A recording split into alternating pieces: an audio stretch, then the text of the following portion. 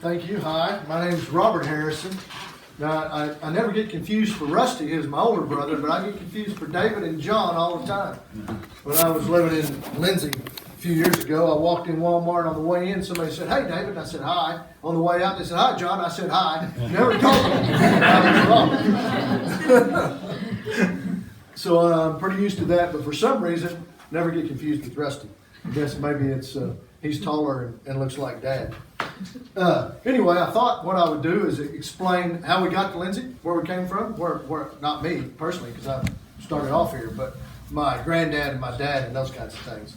So my granddad Harrison was born in 1880, and he died in 1982 here in Lindsay.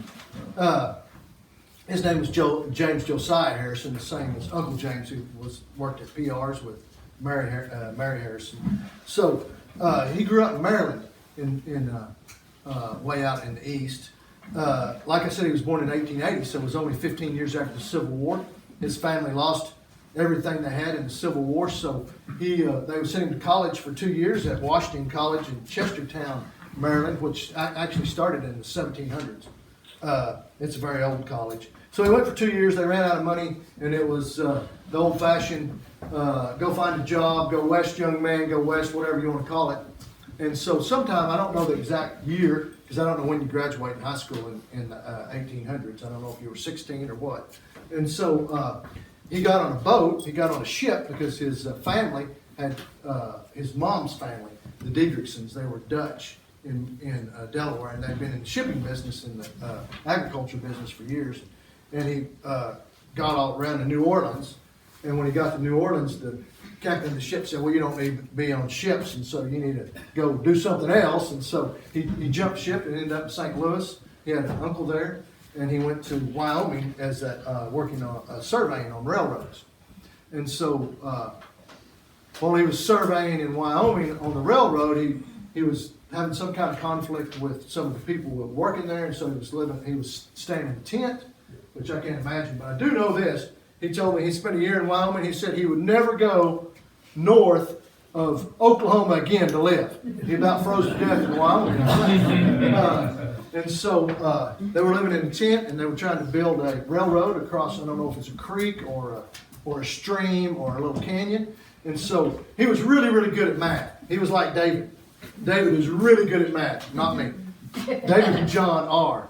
And he was really good at math. And so he just drew up the plans for him and gave them to the guy that was the head of the building the railroad. And the guy said, "Hey, you don't need to be on a surveying crew. You need to be building railroads."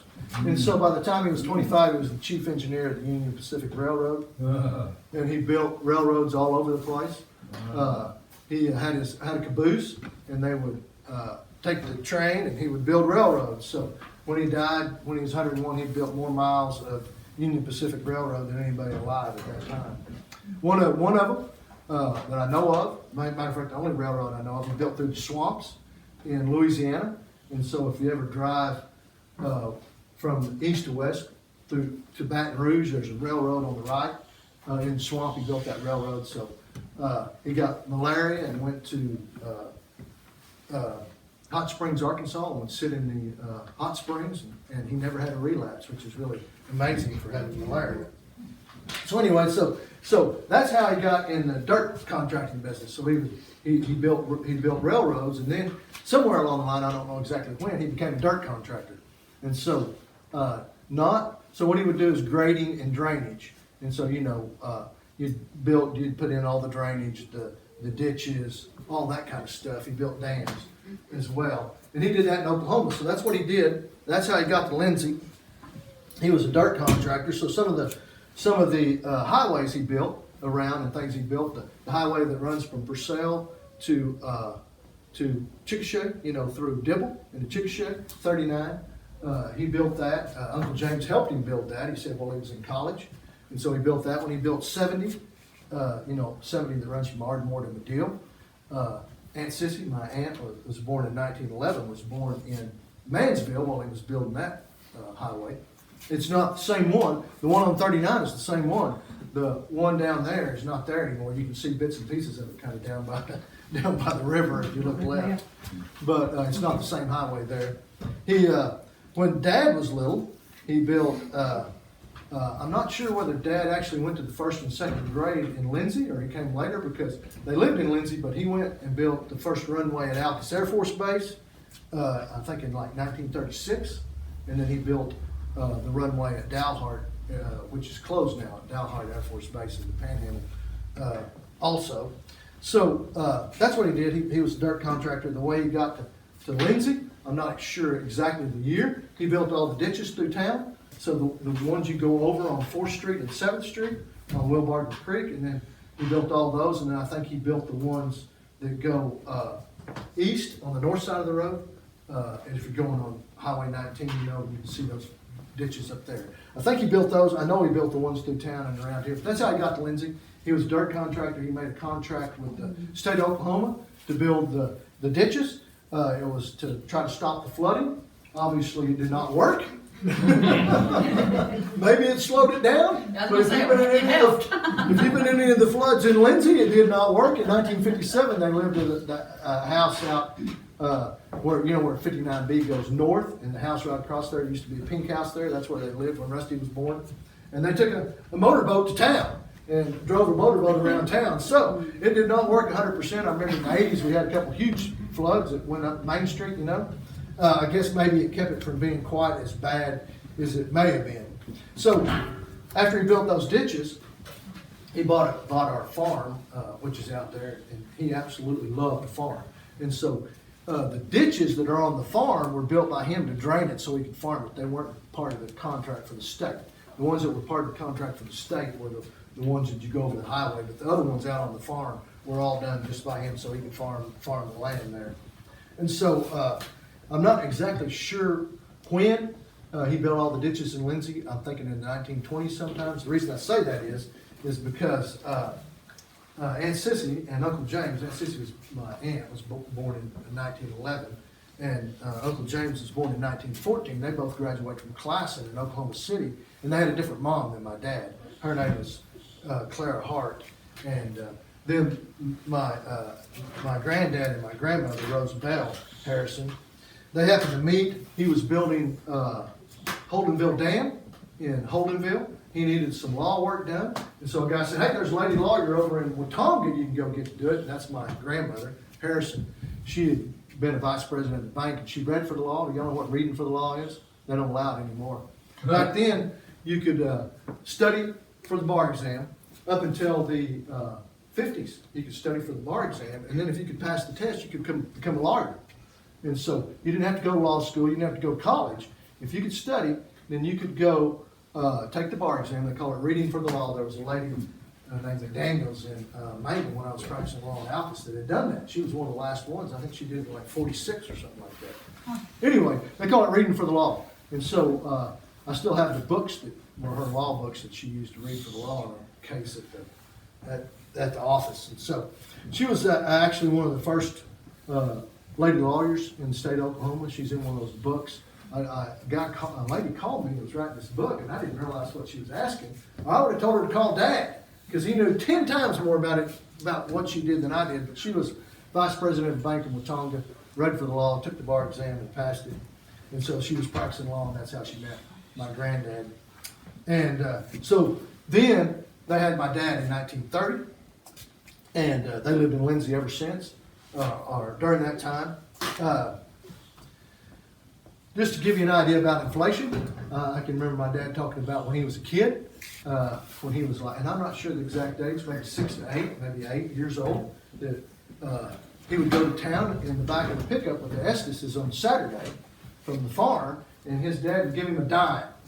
And he would come to Lindsay, he would get a hamburger and a milkshake, go to the movies, and get a popcorn on a dime. Now, you can just inflate that out today. You go to the movie today, and you get a burger and a milkshake, and then you go to the movie and get popcorn. It's probably going to cost you, what, $50?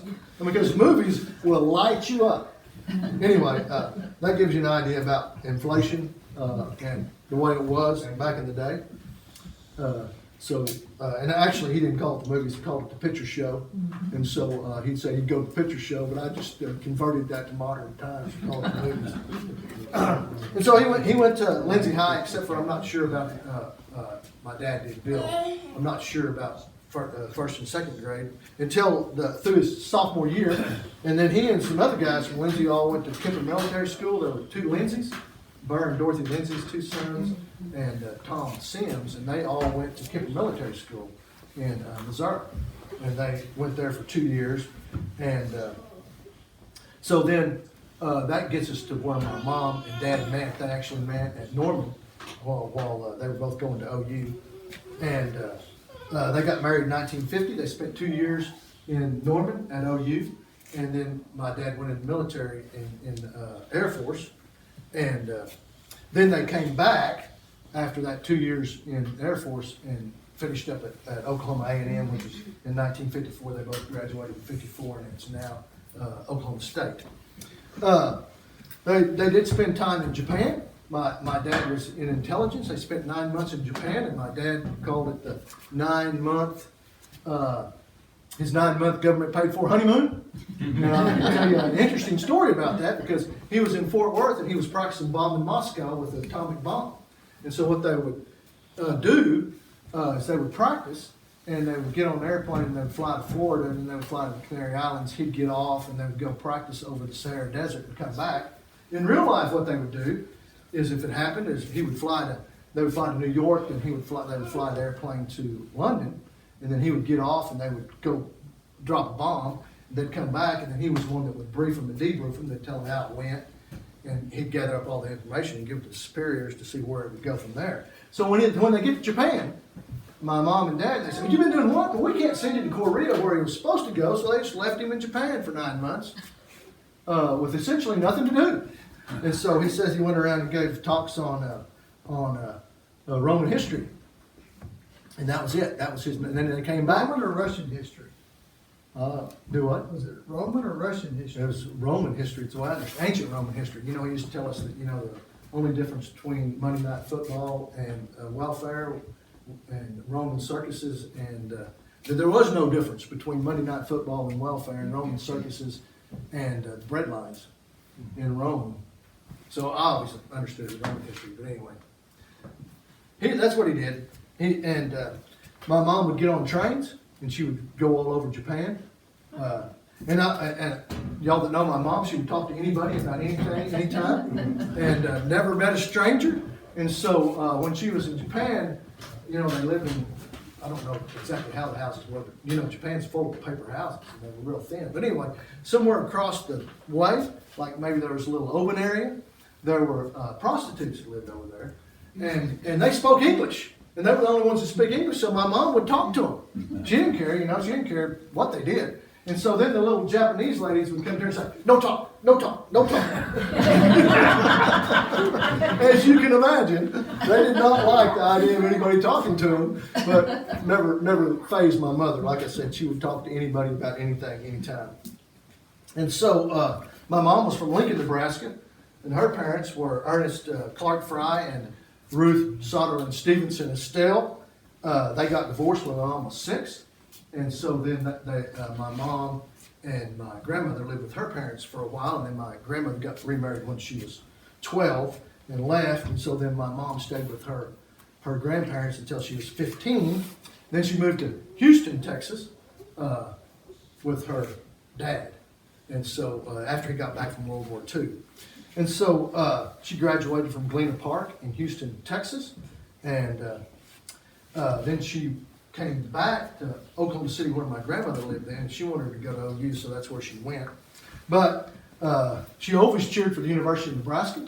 My mom did. She cheered for OSU, but even above that, she cheered for the University of Nebraska. I used to say, "Mom, you didn't even go to school there." She'd say, "Yes, I did. I went to the University of Nebraska before I ever heard of Oklahoma, because they had a preschool program, and the college students would teach it. So 2 or 3 days a week in the morning, she would go to preschool at the University of Nebraska." So I could not argue that with her. And so she was still a member of the Lincoln Presbyterian Church the day she died. So she never transferred her membership or anything. She stayed a Presbyterian all her life. and she would not transfer it. So anyway, so so that's how we got to Lindsay. That's what family did. And then my dad and my granddad started Harrison Gypsum in 1955. My granddad was 75. My dad was 25. And they did it specifically. My dad had a degree in agronomy from OSU, and where we live has really tight clay soil, Lila clay soil, and you can put gypsum on soil to loosen it. So that was their idea. But it doesn't take very long to figure out you don't haul anything 60 miles and put it on the farm and make this thing come out economically. Mm-hmm. So that's what they started doing. Crazy story about that. They started the gypsum mine, and they were, you have to blast gypsum, so now they use ammonium nitrate. Back then you used dynamite, so they were going to blow up a pile of gypsum so they could crush it and load it. And then they were talking about how much to put in there, right? Well, they didn't get the right amount. They got way too much, and they blew the whole plant up and had to start over. So I don't think maybe you should get some expert advice before you start messing with dynamite. Would be I always wondered where they were when they did it, because it must have been a long ways away. But anyway, so then they started selling gypsum to cement manufacturers. Now, Portland cement, like the gray powder, not concrete, but gray powder. And their first customer was Ada, Ideal Cement Ada. So they started hauling over there and selling it, and then they started selling it in Dallas and Midlothian and up at Pryor and various places. And so that's how they got in the gypsum business. It was to farm, basically. But that didn't last very long, putting it on the farm, although for years we did sell it for put on peanuts. I don't know if you know, you put gypsum on peanuts and it loosens the soil, and it stops pod rot, and it stops pops. And so what pops are is a peanut without a peanut in it. So you have the shell without the peanut in it. And if you put gypsum on peanuts, it will help those things. And so we used to sell gypsum in Eakley, where Eakley, Oklahoma is. They grow a lot of peanuts over there and they irrigate them. So anyway, well, it did get put on soil, but not on our farm for very long.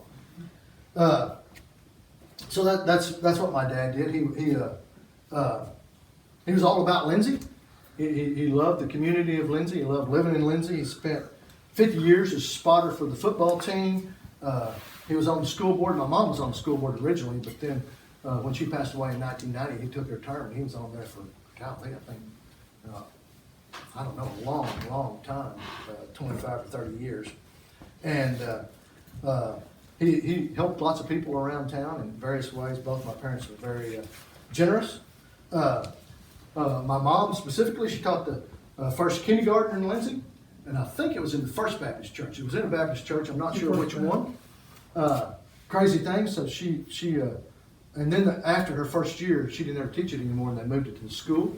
Crazy story about that for you Baptists is she was going to teach the kids, I'm a little teapot.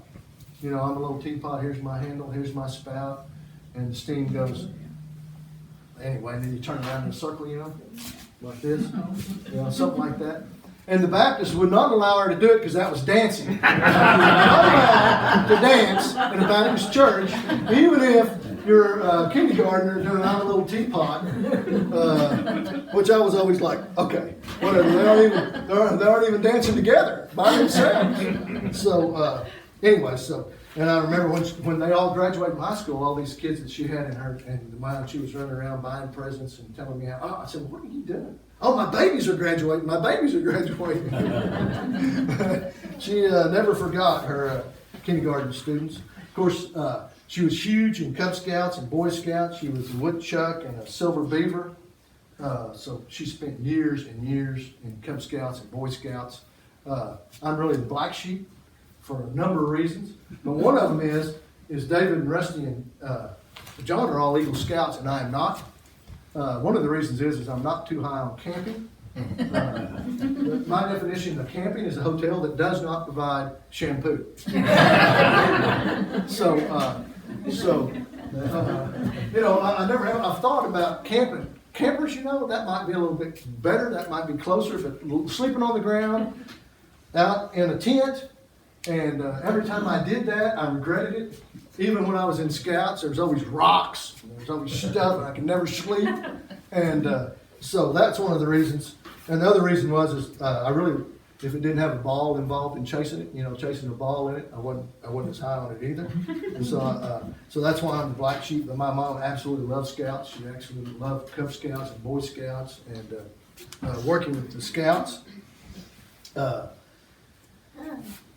She did vacation Bible school at church. She always helped support people. She would take food to people if they didn't have anything. When people would end up, stranded out by our farm, needing gas, she would give them gas. If they had a flat tire, take them somewhere. And she would never take anything. She would always just tell them to pass it on to the next person. So she was a great example in that regard. She always never said anything bad about anyone. And again, I'm the black sheep when it comes to that, because I have a tendency to say what I think way too often. And she would always tell me, if you can't say something nice, don't say anything at all. And so I would, and you can tell why I heard that. It's because I obviously did it. Kind of like patience. She always told me patience was a virtue, because she didn't think I had enough of it. And so there you go. Other things we did, May baskets. I don't know if anybody ever got any May baskets from my mom, but we used to make tons of them and go hang them on people's door in the morning around the 1st of May and ring the doorbell and run. And that was always fun because you didn't have to wait for anybody to come there, and you got to run, and you'd hang the May baskets, and you'd put candy in the bottom and a mum in the top, and they were usually little paper cones, little paper cones like you drink out of. And you'd staple ribbons on them, and we would do May baskets. And so we did a lot of those around. And she would always like to do anything. She's very encouraging, like to do anything to help people out and encourage them. She was always looking for a way to help teenagers, and always looking for a way to keep teenagers from going out and doing things that she didn't think they should be doing, which was probably true. They probably were doing things that they shouldn't be doing. Going out drinking and partying and all that kind of stuff. So that's where Teen Town and the Lindsay Depot and all that, and restoring that came from. And she was looking for a way to try to have a place that the teenagers would go and could do wholesome things rather than things that they shouldn't be doing. So that's where Teen Town came from. Of course, it wasn't just her. She spent tons of time on it, but there were tons of people that helped her. People scraping paint, fixing things, putting in windows. John tells me he spent untold amounts of time scraping paint, and that it was hard to get off, and it was really difficult work. And so I think it has been registered, or was registered, as part of the National Historical Society, and there were people all over Lindsay that really helped with that. Both my parents were all about community and serving people and helping people, and so that's kind of our family. I did want to mention a couple things about James and Mary Harrison, who James is our uncle, and Mary, and they had P.R. Williamsons. P.R. Williamsons, went for 102 years. I don't know as much about that as I probably should. Like I said, Uncle James and Aunt Sissy graduated class in high school, and then they moved to Lindsay.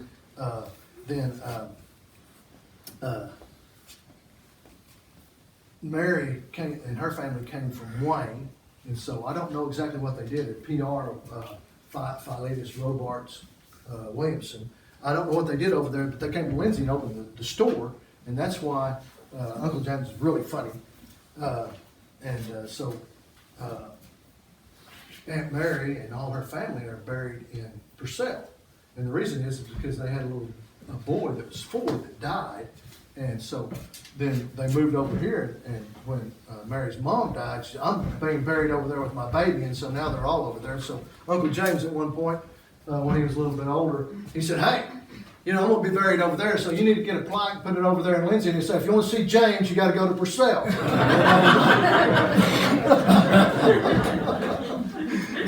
He really had a good sense of humor. He was really funny. There was a lady that he worked with a lot, her name, and he'd always say, well, the rabbit's coming today. And I'd say, well, who's the rabbit? Well, after I met her, her name was Hopper. Her last name was Hopper, so he would call her the rabbit instead of her name. He'd say, well, the rabbit's coming today. I was like, okay. After a little while, I figured out who she was. She was a nice lady. So James is also a very generous person. He helped lots of people around town. He's very funny. He's a good guy. And so, and Mary was as well. I don't know as much about P.R. Williamson's and some of that because, of course, I was a little kid and I wasn't told those stories. Anyway, so that's a little bit about my mom and dad, how we got here, and what they did in Lindsay. Just to know where we are, the rest of the family, the rest of the Harrisons, quite a few of them are still there in Lindsay. Rusty and his family, he's got a wife, Selena, he's got children, they're all in Oklahoma City, Charlotte, Chase, Z, and Katie, and he's got one grandson, Kai, and then Kendall and Ross, they all are in the city area. David, of course, he lives here in Lindsay with Jan, his wife. Hannah and Chris and his two grandkids, Isaac and David, and Emily and Nathaniel live here as well. And so they're still in the area. And of course, Autumn and Tyler and then Tabitha are all live in the city. And then Lacey and Mark are at home. They live in the house with David and Jan. Of course, John and Stephanie live in Edmond, and all their kids are up there. Josiah, Elijah, and his wife Cambry, and he has a granddaughter, Harper, and then Sarah and Mariah still live at home. Pam and I live in Davis. Tyler and Amelia, his wife Amelia, live here in Lindsay. And we have three grandkids, Liam and Lane and Landry. And then our daughter Anna lives in North Oklahoma City, Edmond area. So that's where all of us ended up. We're all still in central Oklahoma or thereabouts. Some of us still live here in Lindsay. And I thought I'd give anybody a chance to ask any questions. I don't know if you have any questions, but if I have any answers, I will be glad to give them to you. Your dad was quite an OSU football. Oh my goodness. Oh, yeah. He lived and breathed OSU football. He certainly did. He loved OSU football. He never missed a game. He was all about OSU football. I went to football games from the time I was that tall, literally. David did too. Sorry, I might have missed it, but what has your career been in? Well, that's a good question. I've had lots of careers. I started off as a landman, and then I taught college. I was a lawyer for a while. Then I came back to Lindsay and lived quite a while. Worked with my dad, just doing business stuff. We did stuff all around. And now I'm a pastor. I've been a pastor since 2005. I was part-time for 5 years and lived here and worked and did all that. And now I'm at Davis. I'm a pastor of a Pathway Church in Davis. What you teach in college? Business classes. I have more education that should be foisted on anybody in their entire life. So I have an undergraduate and an MBA, and so I taught business classes at Northwestern Oklahoma State. Then I went to law school. Then I went and got a Master's of Divinity from Asbury College. And so, like I say, nobody should have to have that much education. At one point when I was in undergraduate, I thought, I'm going to be a doctor. And then I thought, no, that'll take too much school.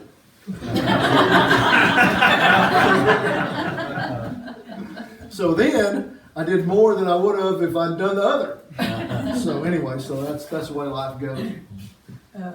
Your dad was also an avid bridge player. Oh yeah, he loved to play bridge. He learned that from his mom actually. His mom was like, I don't know what you call it, she was like a grandmaster bridge player.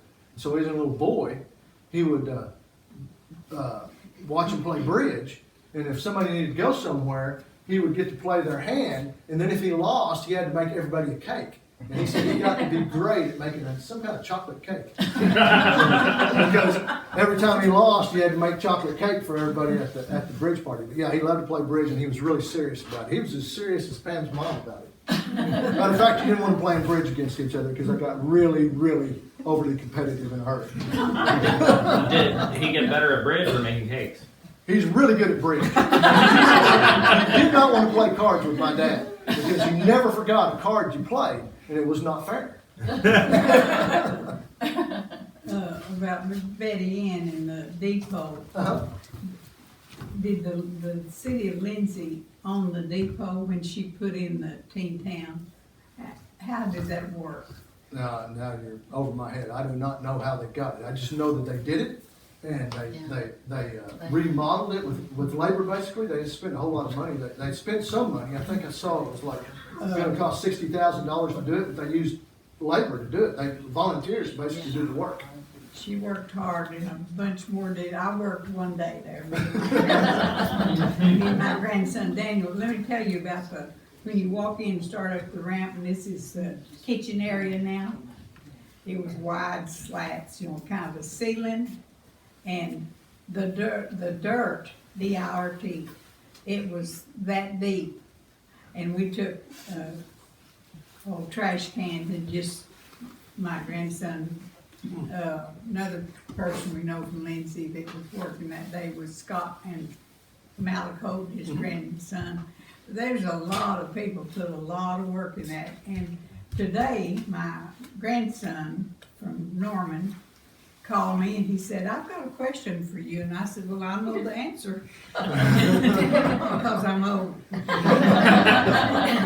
And he said, "I have found a shirt in a store here in Norman, and it's the Lindsay Depot picture, and under it says Betty Ann's Depot. What does that mean?" And I said, "Well, I know Betty Ann." I said, "I don't know if Harrison's bought that, but I think it belongs still to the city, doesn't it? Do you know?" Yeah, but they named it Betty Ann. Yeah, because and I told him, I said, She was she did, instrumental in. was instrumental in having it remodeled. Duchess, So stand up and show 'em your shirt. Duchess dug her shirt out from, Yeah. and I'm proud that she can still wear it. Cause I couldn't. Did you do it? No, that's original. No, Betty That gave was it to original. me. She dug that shirt out You for know, us. Daniel, my grandson, he should call me. I'll tell him Duchess has one. Had the original Yeah, shirt on. when we were working on that, they were also trying to do all those boxes on Main Street. Yeah, And we were yeah. having, we were having struggles with. I worked a funds hard, and- hot day there, just one day though. Yeah. I worked a few. But She, I think she got some grants. She applied for grants and things like that. But the vast majority of it was people just around town, and I mean tons of them. Not just tons and tons of people. Yeah, but worked she on had skills of asking Yeah. people, working with people. And She she was good. grinned, you couldn't turn her down. Was your grandfather JJ? JJ. Okay, my daddy, back in the 40s, about 40 or 41, bought an old 20 model farm from him. He actually, he loved the farm. Yeah. He really did. But do you still have it? We used to have all the equipment out there. We used to have the equipment he used building, doing dirt work, and he did it all with mules. He was for power equipment. So he built all the railroads, all the highways, the dam over at Holdenville was all with He with probably mules. is your engineer, Yeah, he was, drained this whole Yeah. area. yeah, he was pretty good. He was pretty good at that kind of stuff. And so, yeah, so we used to have the stuff sitting out there, and there's still an old thrasher sitting out there, cutting and thrashing is where the combine comes from. We still have one of those old thrashers sitting out there. And it's still out there. Yeah, still, we used to climb around on it all the time. I don't know if we're supposed to. Climb through it and everything else. What was Tin Town?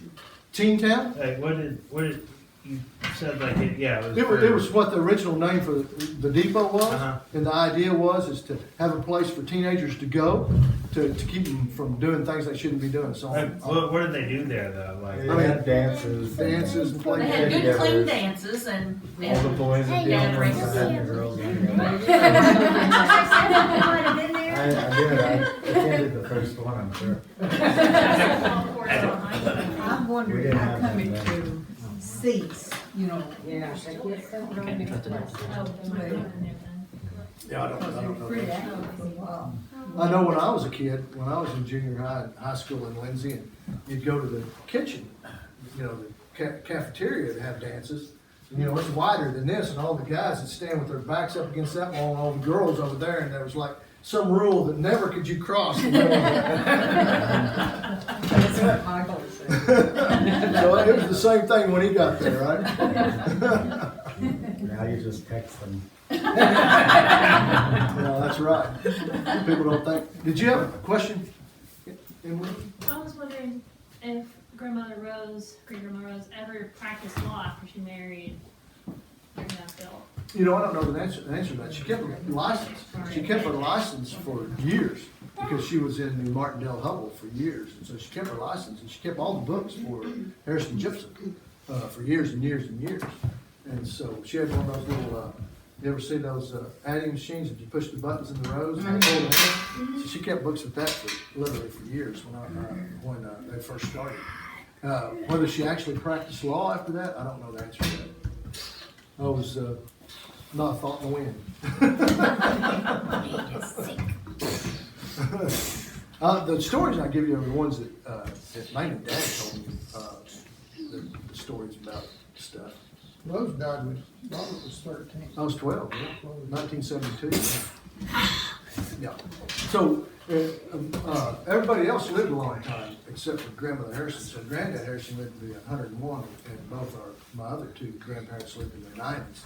And so they lived past my mom. My mom died in 1990, so that's been a long time ago. But both of her parents lived in the 2000s. And so we knew them a lot better. So how old was your mom when she died? 59. Wow, that's a good number. Do what? That's a good number. I said. Yeah, that's a good number.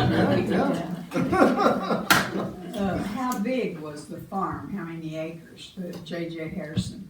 Oh, well, now, Pretty big. We don't. well, before it was all divided up, I think it was 2,800 acres is what he had. He did have more, but he gave some lands to people that worked for him. I can't. Well, when did it become known as Harrison Flats? No, I don't know the answer to that. It was that when I was growing up. I don't know. Yeah. They used to drag race out there all the time. Yeah. What about, I was Still do. They still do. I heard one yesterday. You know, if I can just quit drag racing by my house. There you go. Very good. In town? Yes, in town, then go back to 59, that'd be great. What about the prairie dog? Oh my goodness. You know, I'm not a fan of prairie dogs. Yeah. They would be gone if I was in charge. Are they still there? Oh, yeah. Betty Ann Fagan. Very. Yeah, no, he made a terrible error. And I kept telling him he didn't have to do that, that you could kill him. But what happened was we had a zebra skin because of that, because he killed them down to 10 acres. And then and this is probably my mom's fault, because my mom always liked all the critters, you know, she didn't ever. So he killed them down to 10 acres, and then he made a deal with the Oklahoma Zoological Society to keep it, and they were supposed to come keep them at 10 acres. Well, they never did it, and they told him that there was a law against killing them. I said, no, there's not. There's plenty of them. And so by the time that had happened, there was like 300 and something acres of them. And we get them knocked back. David would have to tell you about how much. How are they still? Yeah, there's still too many. One is too many. One is too many. Probably 100 acres left. Yeah. You can get. You're talking about when they come to town with a dime they go to the picture show and all this.